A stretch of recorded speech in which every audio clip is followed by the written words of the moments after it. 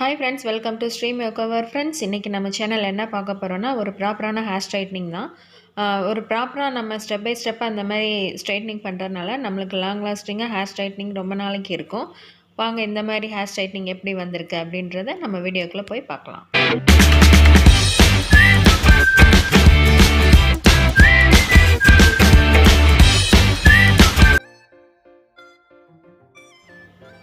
Okay. இப்போ வந்து நம்ம ப்ராப்பராக ஒரு ஹேர் வாஷ் கொடுத்துடலாம். அவங்க ஹேர் வாஷ் பண்ணிட்டு வந்தாலுமே நம்ம வந்து நம்மளோட ஷாம்பூஸ் வச்சு ஹேர் வாஷ் ஒரு தடவை கொடுத்தா தான் ஒரு நல்ல ஃபினிஷிங் கிடைக்கும். ஸோ ஃபஸ்ட்டு அவங்களுக்கு நம்ம ஹேர் வாஷ் கொடுத்துடலாம்.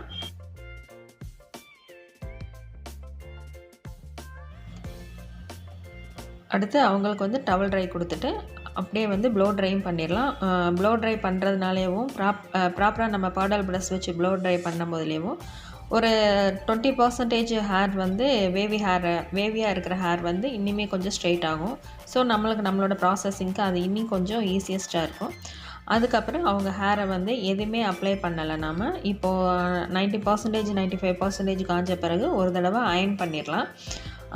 இப்போ இது வந்து ரொம்ப கரெக்டான மெத்தடு.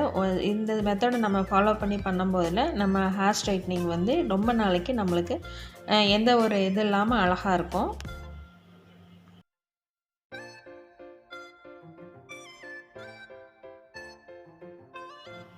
இப்போது இன்ச் பை இன்ச்சாக எந்த இடத்துலையும் நம்ம விட்டுடாமல் தின் லேயராக எடுத்து எல்லா பக்கமே நம்ம அவங்களுக்கு முடியை வந்து அயனிங் பண்ணிடணும்.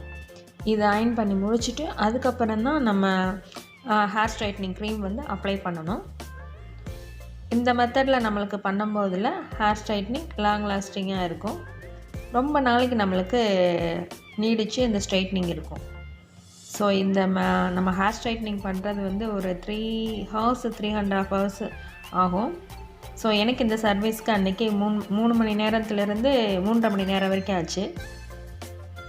இப்போது நான் உங்களுக்கு ஸ்ட்ரைட்னிங் க்ரீம் அப்ளை பண்ணுறேன். ரொம்ப தின் லேயராக எடுத்து ரொம்ப மைன்யூட்டாக பண்ணணும், வேகமாகவும் பண்ணணும். ஏன்னா நம்மளுக்கு டைமிங் வந்து ரொம்ப முக்கியம். இதில் டைமிங் வந்து கரெக்டாக இருந்தால் தான் நல்ல கரெக்டான ப்ராசஸில் ஒர்க் ஆகும்.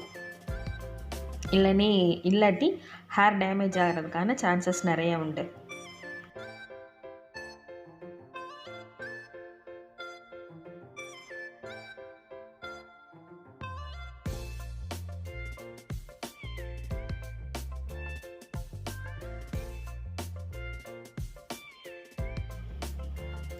ஒவ்வொரு சின்ன முடியும் கூட அப்ளை பண்ணி அது கரெக்டாக ஈவனாக அப்ளை பண்ணி விடணும். எந்த ஒரு இடத்துலையும் நம்ம விட்டுறக்கூடாது. ஏன்னா ஒரு ஹேர் வந்து நல்லா ஸ்ட்ரைட் ஆகி இன்னொரு ஹேர் வந்து ஸ்ட்ரைட் ஆகாமல் இருந்தால் அது ஒரு மாதிரி அசிங்கமாக இருக்கும். ஸோ ரொம்ப கேர்ஃபுல்லாக எல்லா இடத்துலையும் அப்ளை பண்ணணும். இந்த வீடியோ கொஞ்சம் சரியாக எடுக்கலை. என் கூட இருந்தவங்க அந்த மாதிரி எடுத்துட்டாங்க. கொஞ்சம் ஷேக் ஆகிற மாதிரி கொஞ்சம் அட்ஜஸ்ட் பண்ணிக்கோங்க. ஸோ இப்போ அவங்களுக்கு ஃப்ரண்ட்டு பேக்கு எல்லா இடத்துலையுமே நான் ப்ராப்பராக அப்ளை பண்ணிட்டேன். இதை அப்ளை பண்ணிவிட்டு 35 மினிட்ஸ் to 40 மினிட்ஸ் அவங்களுக்கு நான் ஸ்டேயிங் ஹவர்ஸ் கொடுத்தேன். ஏன்னா அதுதான் அவங்க ப்ராசஸிங் டைமு. ஒரு சில ஹேரை பொறுத்து இருக்குது. அரை மணி நேரம் மேக்ஸிமம் மினிமம் அரை மணி நேரத்துலேருந்து 45 மினிட்ஸ் வரைக்கும் எடுத்துக்கலாம். இவங்களுக்கு நான் 40 மினிட்ஸ் எடுத்துக்கிட்டேன்.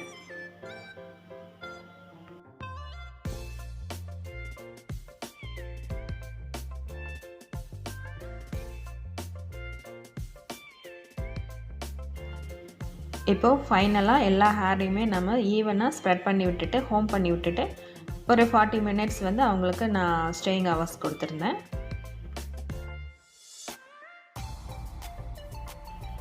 இப்போது 40 மினிட்ஸ் கழித்து அவங்க ஹேரை வந்து நம்ம ப்ராப்பராக வாஷ் பண்ணிக்கலாம்.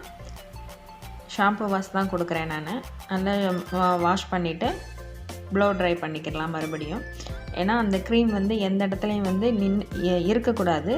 ஸோ அதனால் ரொம்ப கேர்ஃபுல்லாக எல்லா இடத்துலையுமே நம்ம எந்த மாதிரி நம்ம ஒன் பை ஒன்னாக ஒரு முடியும் பார்த்து அந்த க்ரீம் அப்ளை பண்ணமோ அதே மாதிரி ஒவ்வொரு முடியிலையும் நம்ம ப்ராப்பராக க்ளீன் பண்ணிடணும்.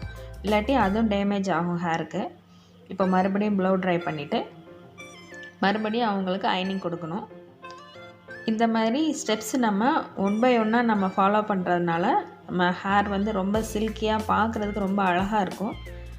ரொம்ப நாளைக்கு அந்த ஸ்ட்ரைட்னிங் இருக்கும். ஸோ இப்போ அவங்களுக்கு நான் ப்ளோ ட்ரை பண்ணிகிட்ருக்கேன். இதுக்கப்புறம் நல்லா இதுவே வந்து 95% நம்ம காய வச்சுட்டு அதுக்கப்புறம் அவங்களுக்கு அயனிங் கொடுக்கணும். அயனிங் மட்டுமே நான் வந்து 3 டைம்ஸ் இவங்களுக்கு அன்றைக்கி பண்ணேன். இந்த மாதிரி ப்ராப்பராக 1 பை 1 ஸ்டெப் எடுத்து நம்ம பண்ணுறதுனால ஹேர் வந்து ரொம்ப சூப்பராக இருக்கும், சில்கியாக இருக்கும்.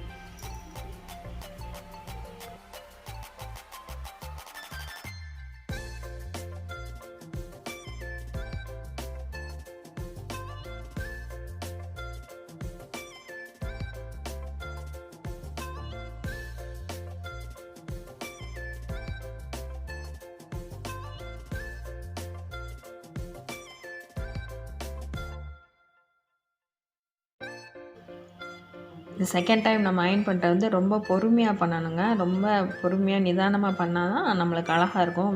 வேகமாக அவசரமாக பண்ணக்கூடாது. நான் ஸ்பீடில் போட்டு இந்தளவுக்கு பொறுமையாக அதை காட்டுது. அப்போ எந்தளவுக்கு நான் பொறுமையாக எடுத்துருப்பேன் பாருங்கள். ஸோ 3 மணி நேரம் 3.5 மணி நேரம் ஆகிறதுக்கு காரணம் இதுதான். ஏன்னா each and every one hair thin லேயராக எடுத்து ரொம்ப பொறுமையாக நம்ம அயர்ன் பண்ணிக்கிட்டே இருக்கணும்.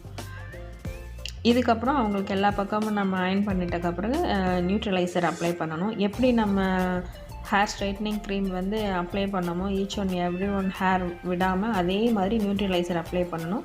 நியூட்ரலைசர் அப்ளை பண்ணாமல் விட்டோம்னா ஹேர் டேமேஜ் ஆகும். அப்படியே டோட்டலாக டேமேஜ் ஆக ஆரம்பிச்சிடும். ஸோ அது ஒரு பூஸ்ட் மாதிரி ஹேருக்கு. அதனால நம்ம நியூட்ரலைசர் அப்ளை பண்ணியே ஆகணும் அவங்களுக்கு.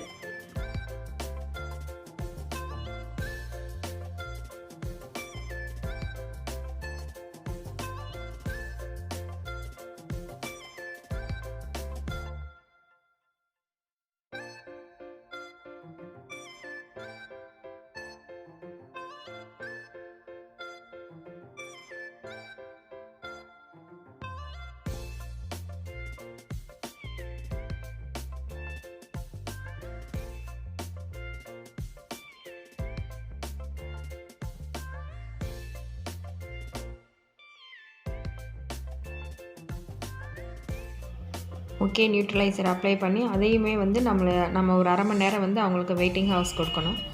1/2 அன் ஹவர் கழித்து மறுபடிக்கும் அவங்களுக்கு ஷாம்பு வாஷ் கொடுத்துடணும் ப்ராப்பராக. இதுவுமே நல்ல ப்ராப்பராக ஷாம்பு வாஷ் கொடுக்கணும். ஸோ இதுக்கப்புறம் எப்பயும் போல் ப்ளோ ட்ரை பண்ணிவிட்டு ஒரு தடவை அயர்ன் பண்ணி நல்லா ப்ராப்பராக அயர்ன் பண்ணிவிட்டு சீரம்ஸ் அப்ளை பண்ணி அனுப்புனது தான் அவங்களுக்கு. இதுதான் ஃபினிஷிங் ஸ்டேஜு. ஸோ அவங்களுக்கு இப்போ ஹேர் வாஷ் முடிஞ்சிச்சு.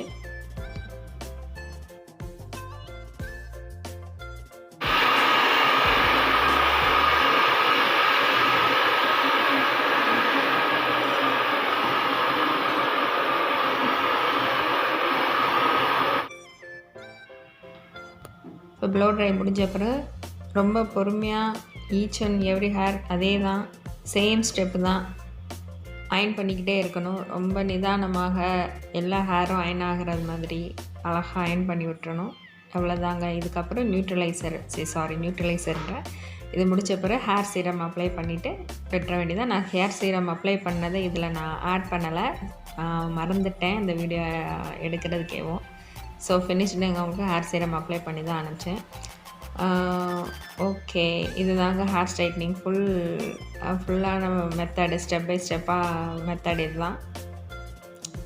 ஸோ எப்படி இருந்தது இவங்க ஹேர் ஸ்ட்ரைட்டிங்கிறத நீங்கள் எனக்கு கமெண்ட் பண்ணுங்கள்.